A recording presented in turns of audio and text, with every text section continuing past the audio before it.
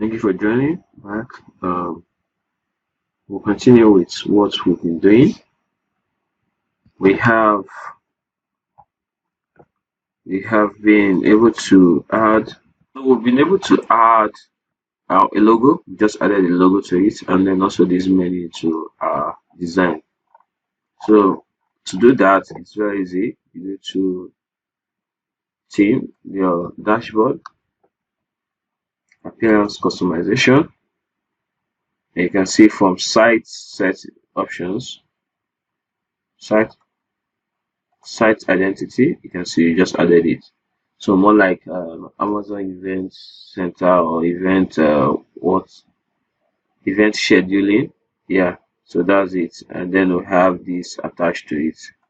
And also we added a menu. So if you go to the menu aspects, appearance, you have menus. For menus, you have it here. We just added a menu to it, and then we click save.